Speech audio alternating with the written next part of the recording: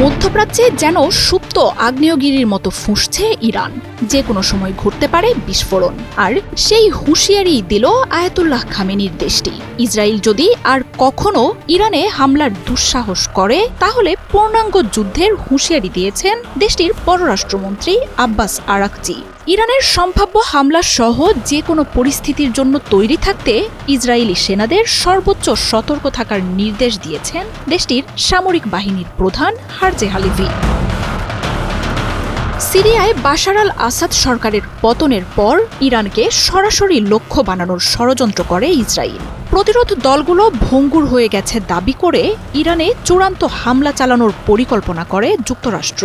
সম্প্রতি ইয়েমেনের একের পর এক ব্যালিস্টিক মিসাইলে ছিন্ন বিচ্ছিন্ন ইসরায়েল প্রতিশোধ নিতে ইরানে হামলা চালাতে পারে বলেও তথ্য উঠে আসছে। টাইমস অব ইসরায়েল বলছে, ইরানে সরাসরি হামলা চালাতে সমর্থন দিয়েছে মোসাদ প্রধানও। আয়াতুল্লাহ খামেনির দেশটিকে ধ্বংস করতে পারলে প্রতিরোধ দলগুলো এমনিই মিশে যাবে বলে মন্তব্য করেছে সংস্থাটি।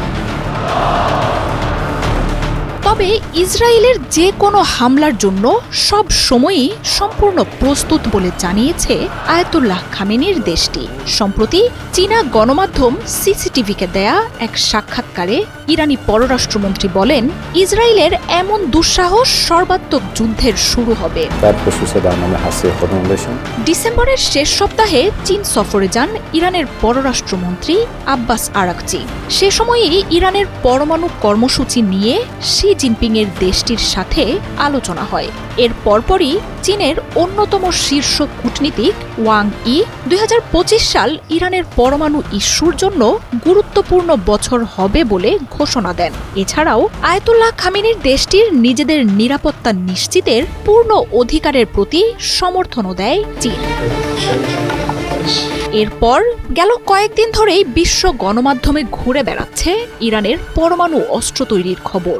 এমনকি চলতি মাসের 20 তারিখে মার্কিন প্রেসিডেন্ট হিসেবে ট্রাম্পের দায়িত্ব গ্রহণের আগেই এই অস্ত্র তৈরির ঘোষণা দিতে পারে ইরান। গণমাধ্যমগুলো বলছে, এরই মধ্যে ইসরায়েলকে অবিশ্বাস্য সামরিক সহায়তা দিয়েছে যুক্তরাষ্ট্র। ক্ষমতা ছাড়ার আগে শেষ সময়েও নেতানিয়াহুর দেশটির জন্য আরও $8 বিলিয়ন অস্ত্র সহায়তা ঘোষণা দিয়েছে বাইডেন, যার মধ্যে রয়েছে দূরপাল্লার ক্ষেপণাস্ত্র, ওয়ারহেডস, আর্টিলারি শেলের মতো মারণাস্ত্র। বাইডেনের ঘোষণার পর ক্ষমতা নিতে আসা ট্রাম্পও যে শুরুতেই ইরানকে লক্ষ্য বানাবেন সেই ঘোষণাও দিয়ে রেখেছেন। আর তাই ট্রাম্প আসার আগে এখন যে কোনো দিন ইরান পরমাণু অস্ত্র তৈরির ঘোষণা দিতে পারে বলে শঙ্কায় ভুগছে পশ্চিমারা। এমন পরিস্থিতিতে ইরানকে ঠেকাতে শেষ মুহূর্তেও বাইডেন হামলা চালানোর পরিকল্পনা প্রস্তুত রেখেছে বলে খবর আসছে। মার্জিয়া উপমা, ৭১।